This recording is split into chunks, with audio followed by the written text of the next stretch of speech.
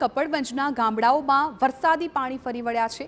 વાત્રક નદીના પાણી ફરી વળ્યા છે। રાજપુર સિહોરા પાસે વાત્રકના પાણી ફરી વળતા 10 ગામનો સંપર્ક તૂટી ગયો। નદીનું જળસ્તર વધતા ગરનાળું સંપૂર્ણપણે પાણીમાં ડૂબ્યું। ગરનાળા પર પાણી ફરી વળતા રસ્તો બંધ કરવાની ફરજ પડી।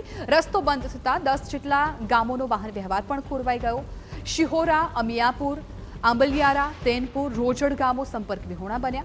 નદીનું જળસ્તર ઘટતા માર્ગ પુનઃ શરૂ કરવાની કાર્યવાહી હાથ ધરવામાં આવશે।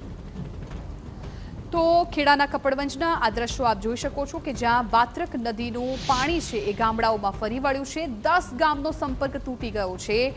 आ नदीनुं पाणी छे ए आगळ आवी जता गरनाळुं पण संपूर्णपणे पाणीमां डूबी गयुं छे ने ए ज गरनाळामांथी अनेक लोको रोजिंदी अवरजवर करता होय छे, परंतु गरनाळुं आखुं पाणीमां डूबी जता गामोनो संपर्क तूट्यो छे। अमारा संवाददाता धर्मेन्द्र कपासिया मामले वधु जानकारी आपी रह्या छे।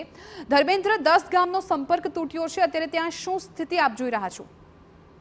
जे रीते सवारथी ज खेड़ा जिल्लानी अंदर वरसाद वरसी रह्यो छे, ए उपरांत अरवल्ली, महीसागर जिल्लामां पण व्यापक प्रमाणमां वरसाद वरसी रह्यो छे। तेना कारणे जे खेड़ा जिल्लामांथी पसार थती वात्रक नदी छे, तो कपड़वंजना राजपुर सिहोरा पासेथी जे वात्रक नदी पसार थई रही छे, तो तेनी पर जे गरनाळुं आवेलुं छे, जे रीते वरसाद उपरवासमां वरस्यो छे अने पाणीनो प्रवाह सतत वधी रह्यो छे, तेना कारणे जे पाणी हता ते नाळानी उपरथी पसार थई रह्या छे। एटले 10 जेटला जे गामोना नागरिको छे ते हवे आ नाळानो उपयोग त्यां सुधी नहीं करी शके ज्यां सुधी पाणी नहीं ओसरे।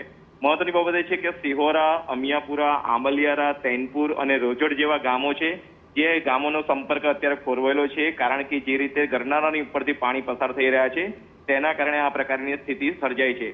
जो कि जे रीते वरसाद वरसी रह्यो छे तेना कारणे स्थानिकोनी अंदर एक तरफ खुशीनो माहोल जोवा मळी रह्यो छे। पशुपालको होय, खेडूत होय, तेनी अंदर खुशी छे, परंतु जे जनजीवन छे ते अस्तव्यस्त थतुं अत्यारे जोवा मळी रह्युं छे।